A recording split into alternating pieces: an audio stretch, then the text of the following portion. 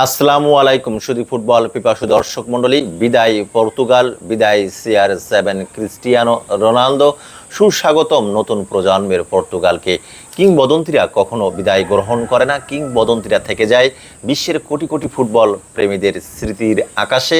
তারা চিরদিন অমলিন হয়ে থাকে এবং ক্রিস্টিয়ানো রোনালদো বিশ্ব ফুটবল আঙিনায় সেই রকম একটা আইকনিক ক্যারেক্টার, যিনি ফুটবলকে অনন্য উচ্চতায় নিয়ে গেছেন তার অধ্যাবসায়, তার কঠোর পরিশ্রম দিয়ে। ফিফা ওয়ার্ল্ড কাপ 2026-এর 23তম আসরে রাউন্ড অফ 16-এ স্পেনের কাছে 1-0 গোলে পরাজিত হয়ে পর্তুগাল এই টুর্নামেন্ট থেকে ছিটকে গেছে। সাথে সাথে ক্রিস্টিয়ানো রোনালদো তার ক্যারিয়ারের সর্বশেষ বিশ্বকাপটা খেলে গেছেন। তবে ক্রিস্টিয়ানো রোনালদোর শোকেজে অধরা রয়ে গেছে বিশ্বকাপের সেই স্বর্ণালী ট্রফিটা বর্ণালী করে রাখতে পারলেন না। সবুজ ঘাস গালিচার বুকে সেই অধরা স্বপ্নকে রেখে দিয়ে অশ্রুসিক্ত হতাশ বদনে তিনি গতকাল মাঠ ছেড়েছেন। একটা আবেগ ঘন পরিবেশের সৃষ্টি হয়েছে।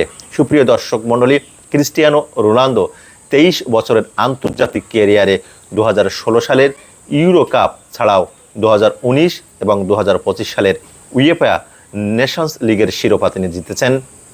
233টা আন্তর্জাতিক ম্যাচে 146 গোল করেছেন, যেটি বিশ্ব ফুটবল ইতিহাসের একটি রেকর্ড। ওয়ার্ল্ড কাপে 27 ম্যাচে 11 গোল করেছেন, ইউরো কাপে 14 গোল করেছেন, 6টি ভিন্ন ভিন্ন বিশ্বকাপে গোল করার যোগ্যতা অর্জন করেছেন। ক্লাব আন্তর্জাতিকে মিলে 975টা গোল করার গৌরব অর্জন করেছেন। এক অনন্য কীর্তি। তিনি 5বার ব্যালন ডি'অর জিতেছেন, রিয়াল মাদ্রিদের হয়ে চ্যাম্পিয়ন্স লিগ জিতেছেন। যখন যে ক্লাবে গেছেন সেখানে তিনি নিজেকে উজাড় করে দিয়েছেন। হয়তো এবারের বিশ্বকাপে নিজের ছায়া হয়ে রয়েছেন। তবে from point of my view, আমার দৃষ্টিকোণ থেকে বলবো, পর্তুগাল টিমে আসলে কোনো ঐক্য সমন্বয় কিন্তু ছিল না।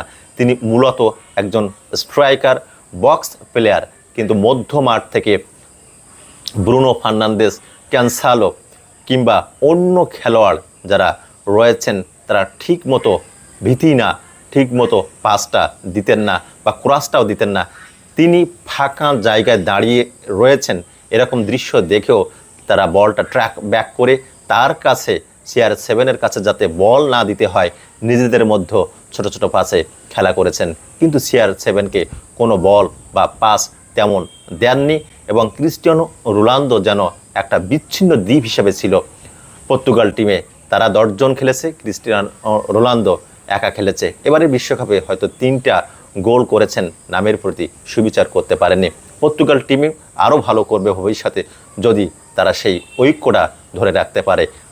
পর্তুগাল টিমের কোচ রবার্তো মার্টিনেজ হয়তো বিদায় গ্রহণ করেছেন, তবে তার ব্যর্থতা যে এই টিমের ঐক্য সমন্বয় বজায় রাখতে পারেননি। ক্রিস্টিয়ানো রোনালদো একজন স্ট্রাইকার, তাকে সেইভাবে বলগুলো সাপ্লাই দিতে পারেননি এবং তাকে সঠিক ক্রস পাস দিতে পারেননি, যে কারণে আসলে একটা ভালো মানের, বিশ্বমানের left fullback Nuno Mendes, Vitinha, Bruno Fernandes, ক্যানসেলোর মতো খেলোয়াড় থাকা সত্ত্বেও এই বিশ্বকাপের রাউন্ড অফ 16 থেকে বিদায় গ্রহণ করতে হয়েছে। স্পেন শেষ মুহূর্তে গতকাল 90+1 91 মিনিটের মাথায় চমৎকার একটা থ্রু পাস থেকে ফরওয়ার্ড গোল পেয়ে যায়। বদলি খেলোয়াড় তিনি গোল পেয়ে যান। টানা 6 ম্যাচে স্পেন 10 ঘন্টা 9 মিনিট ধরে বিশ্বকাপে কোনো গোল হজম করেনি। এটি একটি অনন্য রেকর্ড। স্পেন কিন্তু পরবর্তী রাউন্ডে কোয়ার্টার ফাইনালে খেলার যোগ্যতা অর্জন করেছে। সুপ্রিয় দর্শক মণ্ডলী, শুভকামনা থাকলো ক্রিস্টিয়ানো রোনালদোর প্রতি, কারণ ক্রিস্টিয়ানো রোনালদো ওই লাকি 7 নম্বর জার্সিকে বিশ্বের বুকে একটা ট্রেডমার্ক নাম্বার হিসেবে পরিচিত করেছেন। একটা ছোট শিশু কখনো বাবার হাত ধরে স্পোর্টস কর্নারে যে বলবে না আমাকে ক্রিস্টিয়ানো রোনালদোর 7 নম্বর জার্সিটা কিনে দেন। তিনি হচ্ছে বিশ্ব ফুটবল অঙ্গনে কোটি কোটি ফুটবল প্রেমিকাদের আবেগ, ভালোবাসার এক অনন্য নাম।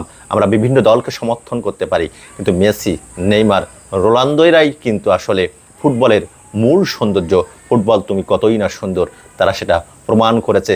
তাদের জন্যই আমরা ব্রাজিলের খেলা দেখি, আর্জেন্টিনার খেলা দেখি, পর্তুগালের খেলা দেখি, এমবাপ্পের জন্য ফ্রান্সের খেলা দেখি। শুভকামনা থাকবে সবার প্রতি। সুপ্রিয় দর্শক মণ্ডলী, যারা এতক্ষণে আমার ভিডিওটি দেখলেন, আপনাদেরকে অসংখ্য ধন্যবাদ। Thank you so much for watching this video. See you again. খুদা হাফেজ।